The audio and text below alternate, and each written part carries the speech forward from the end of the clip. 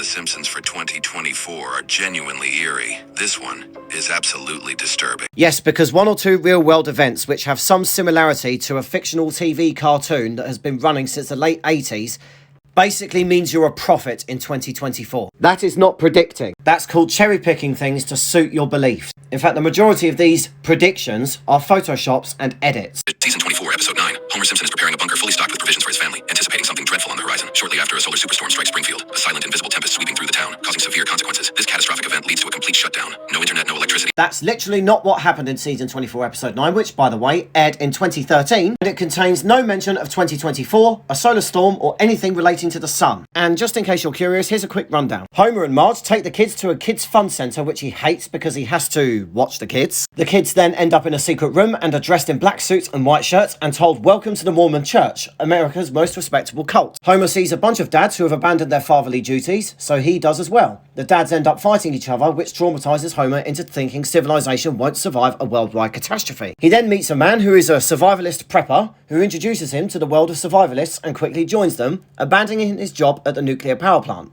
An EMP, or electromagnetic pulse, blacks out Springfield's power and nobody can find a solution. Homer takes his family to a base with the survivalists, he argues with Marge over their new lives, and starts having doubts about the survivalists who aren't sharing their stored equipment with the rest of the town. He then steals all of the equipment, heads back to Springfield with his family. Turns out the townspeople quickly got over the EMP and recovered as a society, much to the anger of the survivalists. No mention of the sun, and no mention of a solar storm. Stop lying. Then comes to a standstill. A solar superstorm could wipe out the internet for weeks or even months or even forever. The portrayal of a solar superstorm in the episode aligns with the potential real-world impact such an event could have. People have been prophesizing about a real-world event like this for decades and it never happens. What does happen during solar storms is temporary power outages. If you think the internet will go offline worldwide, you need to stop watching movies like Leave the World Behind and maybe learn how the internet actually works. NASA has recently made a shocking discovery. A massive hole in the sun called the Coronal Hole. This hole, large enough to engulf 60 Earth-sized planets, is currently solar storms at a staggering speed of 1.8 million miles per hour. And TikTok has clearly never heard of solar minimum or solar maximum, and that it happens every 11 years and civilization does not collapse. It's nothing new. Coronal holes are not new either. It happened in 2017. And 2019. And I don't remember people getting their knickers in a twist back then. Suddenly, this one doesn't look so terrifying compared to the other ones that we've had. If all it takes is a video with eerie music and a creepy AI-generated voice on the internet to work people up,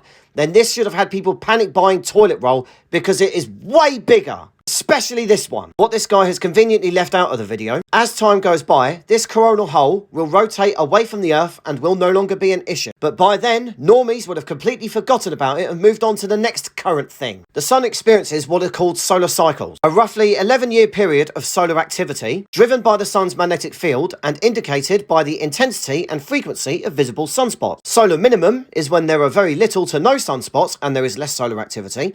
Solar maximum is when there are loads of sunspots and there is more solar activity. We are currently approaching solar maximum, as we did 11 years ago. Miles per hour and could be headed to Earth fast. The last time the Earth experienced such a storm was in 1859. It was known as the Carrington event. The 2024 solar storm is predicted to be 60 times more powerful than the 1859 solar storm. Now you're just flat out making things up. Of course you have to bring up the Carrington event. One time out of hundreds, if not thousands of solar storms to hit Earth, which caused major problems at the time and would if it happened again today. Don't get me wrong.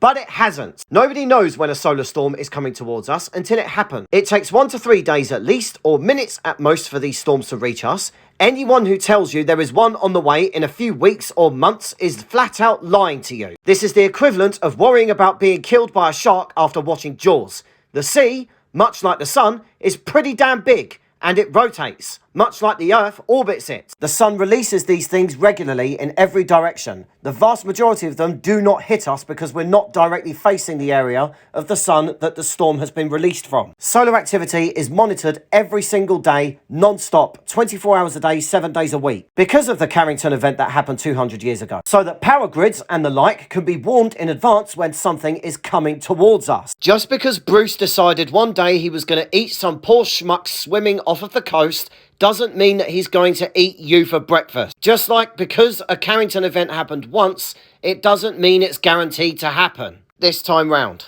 Than the 1859 solar storm, possibly the strongest ever recorded in history. Such solar storms can have catastrophic effects on Earth, affecting satellite power grids, GPS, and potentially wiping out hard drives in the... Where the hell does that number come from? 60 times more powerful. What's your source for that, mate? You have the audacity to call yourself mystery.realfacts. Nobody has said that. And if the sun did somehow produce something 60 times more powerful than the Carrington event, you'd have more to worry about than losing your internet or your electricity. Not that the sun can produce something so colossal, because it's not powerful enough.